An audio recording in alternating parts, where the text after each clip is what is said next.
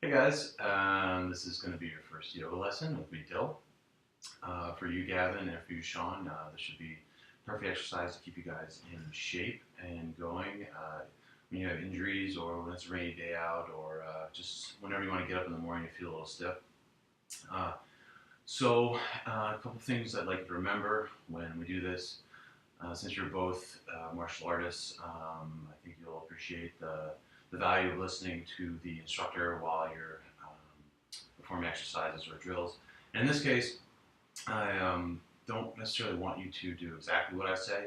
Um, I want you to hear what I'm doing and hear the cues that I'm giving you. But I want you ultimately to listen to your body and listen to what your body's telling you.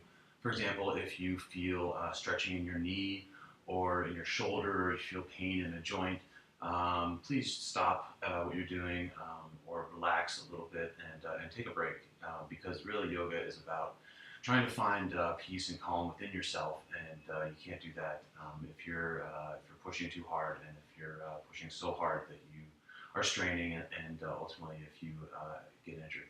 So really just kind of remember that and go at your own pace. Believe me, this will be plenty. This will be plenty hard. So with that, we'll start in the first position that we have in yoga, which is called child's pose. It's a very easy position. It's the position you take whenever things are getting too uncomfortable for you or too overwhelming for you. You go into this position and it will relieve a lot of the stress that you're going through. So starting out, what you do is get on all fours, and this is pretty easy. Have your hands underneath your shoulders, and you just push right back down onto your hips. And you can bring your knees as wide apart as you want to. And what you're really doing it here is just sitting back in between your legs, putting your bum as close to the ground as possible, and you're just kind of sitting here.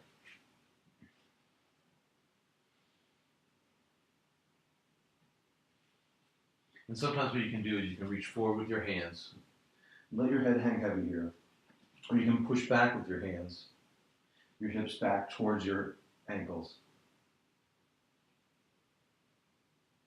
What you're doing really in this position is starting to release the hips and the shoulders, which you're going to use a lot of in this next 10 or 15 minutes or so. So start in that position, you're going to be there for about a minute and a half, a minute. You can shake your hips side to side, backward and forward. But when you're done, you're going to come up from a child's position. And you're going to flip your toes underneath your heels and then push straight back up into downward facing dog. Now, downward facing dog is a kind of awkward position if you're not used to it. What you really want to make sure you're doing is have all your fingers spread out like this on the mat in front of you, and your hands are about shoulder width apart. And once you have that, you want to look down between your hands. And with your back feet, you see now how my spine right here is rounded up top? Well, you don't really want that. What you want is to kind of give yourself a bend in your knees and have the spine elongate. See how that works? So you push back up and the spine is kind of bunched up. You see it's pushing towards the ceiling. My back is kind of rounded. You want that back to be flat. So you want to give as much in your knees as possible so your back is long. And that will relieve tension on your lower back, release the stress on your lower back. And you just start to pedal out your feet here. Kind of work into this.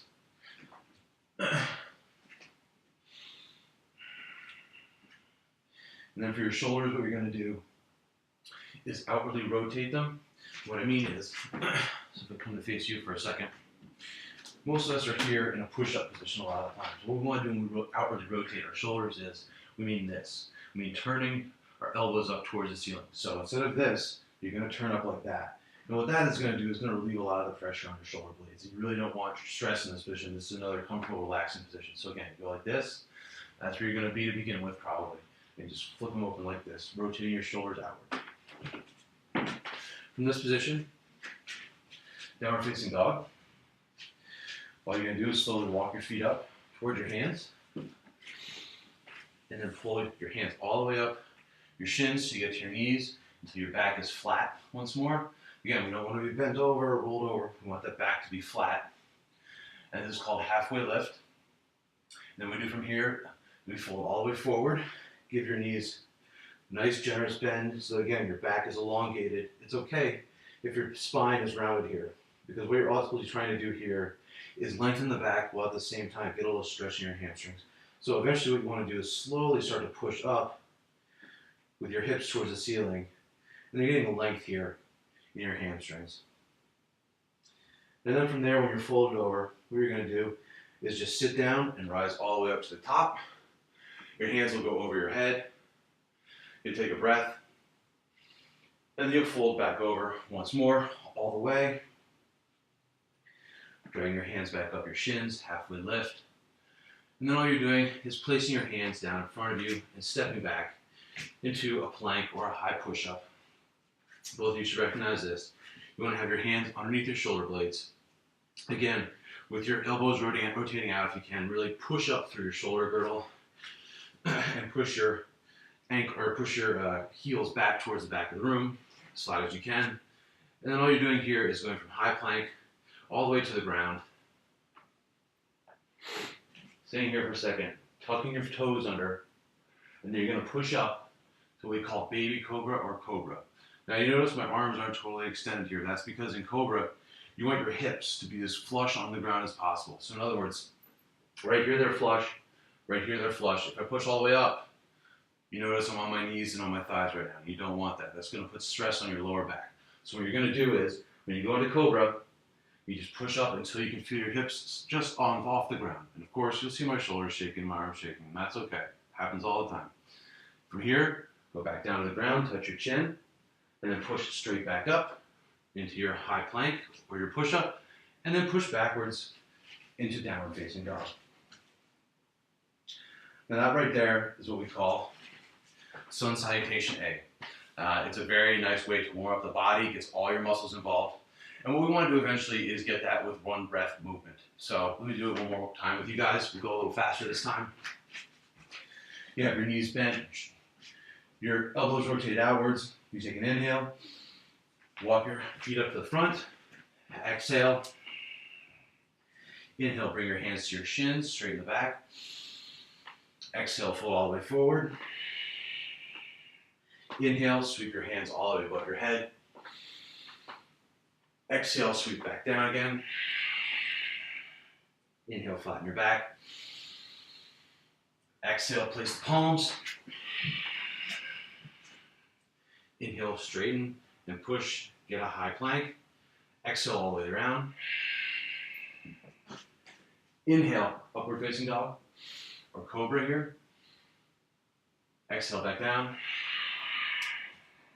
Inhale to a high push-up. And exhale, downward dog. Now you're going to want to do that about 2 or 3 times before you do anything else. And that's going to really open up your body, open up your hips, your shoulders, your abs, your calves, your Achilles tendons, all the kind of things we need as athletes. That is all going to get warmed up there, especially if you do it with the one breath movement. That is one movement, one breath. And one breath, I mean either an inhale or an exhale.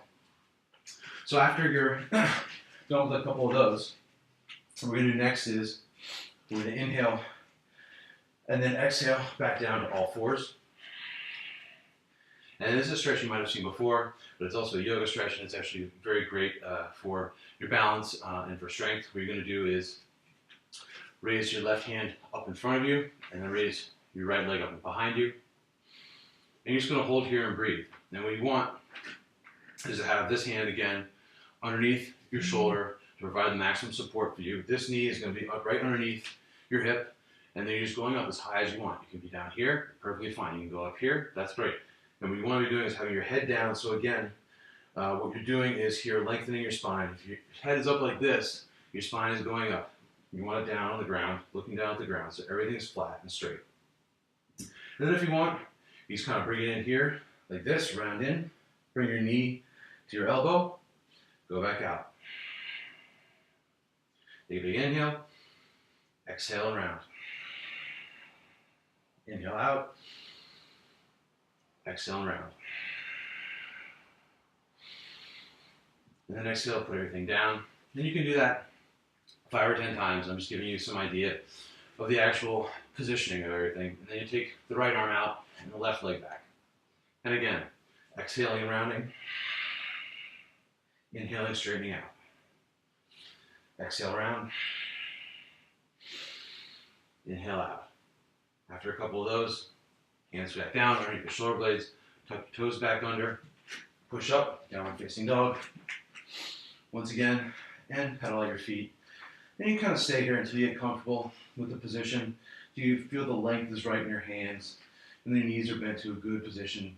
What you want to be doing here, which is easier to try, is to try and push your chest onto your thighs, which of course is impossible, but it's a good way to let your head dangle and let everything here kind of prop itself up. And so from here, what we're going to do one more time is walk our feet back up. Inhale, straighten out the back. Exhaling, fold forward. Inhaling all the way up. Exhale, folding all the way forward. Inhaling, straightening the back.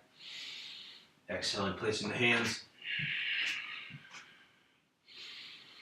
all the way forward. Inhaling up. Exhaling back down. Inhaling up. Pushing back, exhaling. Inhaling down your feet. Exhaling. Inhaling out. Exhaling in. Inhaling out. Exhaling in. Inhaling out. Exhaling in. Inhaling out. Exhaling down. Inhaling out. Exhaling in. Inhaling out. Exhaling in. Inhaling out. Exhaling in. Inhaling out. Exhaling everything back down. Inhaling, tucking the toes. Exhaling. Downward facing dog. That's where we come back to all the time. This is where everything starts from. So now you're downward facing dog. We'll go over one more exercise real quick, and this is called low lunge. And what you're going to do is bring your right leg up into the air behind you. So notice here that my hips are straight here and square, and I'll open like this. You want to keep your hips as square as possible. Then all you're going to do is bring that leg all the way through in between your hands. And you're just going to stay here, what we call low lunge. And here what you want to do is have your knee over your ankle. You're going to have hands on either side of your foot. On your back leg is going to be as straight as possible. It's okay if you want to bend. And for Sean, you're probably going to have to do this because of your foot injury. You bend back right here. Just make sure when you're in this position, you don't land on your kneecap flush. You don't ever want to be putting your weight on your kneecap. So as much as possible, try and get that fleshy part right above your knee, underneath you to put the weight on. And then make sure your foot is flush down to the ground. You don't have your toes engaged because that's also going to put pressure on your foot. So you're here, Dad, Gavin, you're here.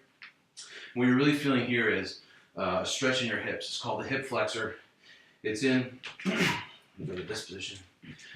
What you're really doing here is you're stretching out your hip flexor, which is a muscle right here that controls the front part of your hips. So when you're kicking up, that's the muscle involved.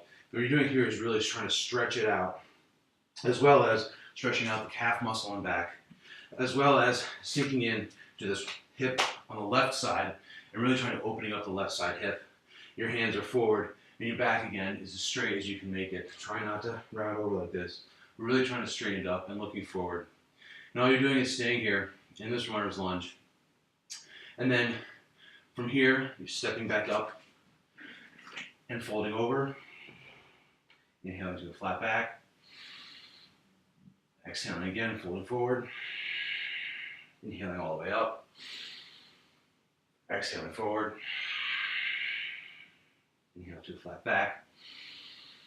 Exhaling, placing your palms down, stepping back, high plank, all the way down to the ground. Inhale, cobra. Exhale to the ground. Tuck the toes, push up, inhale.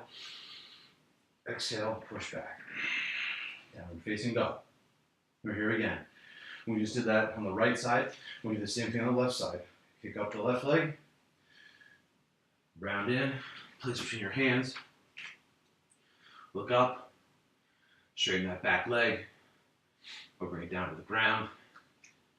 And then you're here and breathing.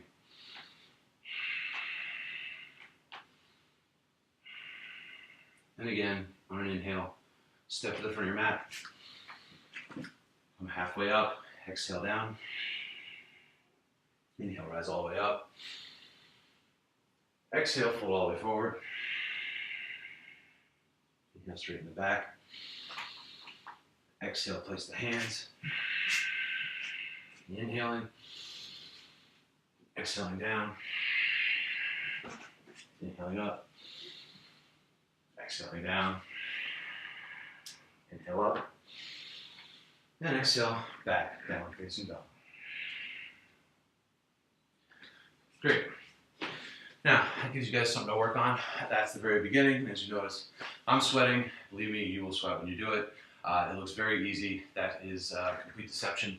It is, in fact, very hard.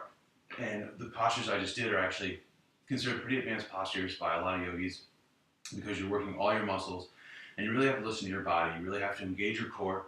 You really have to engage your thighs, engage your quads, you have to engage your shoulder blades. You have to make sure that your lower back is straight at all times and not folded over unless it specifically said so.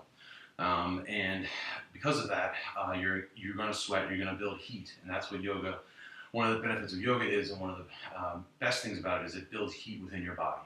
As much as possible, you may have noticed I wasn't breathing out of my mouth, I was breathing in through my nose and out through my nose. This is what we call Ujjayi breathing. It's a Sanskrit term, it sounds horrible, but that's what the yoga community calls it. I call it breathing in and out of your nose. Which is what you want to do, and what that will allow is your heat to stay within your body. When you exhale out of your mouth, all the heat comes out from your body, comes out of your lungs. When you're inhaling and exhaling only through the nose, the amount of heat that is released will not be the same, and it will in fact be less, and you will notice yourself warming up considerably. That's why yoga is a great thing to do in the morning. You get very cold, your body gets very temperature-wise cold at night. When you wake up in the morning to get that heat going, that will not only get you moving and awake, it'll get your blood flowing, it'll also get your joints nice and loose, it'll get your hips open, it will get your muscles, more blood to your muscles and oxygen to your muscles so that they'll wake up. And that's what we just went through is called Sun Salutation A or Sun A's. We start there with what we're going to do. And next time we'll go over Sun Salutation B's. We'll work from there on and up through the chain of a yoga sequence. So, hope you guys enjoyed that. Pretty simple, pretty complex. Great, look forward to seeing you guys again.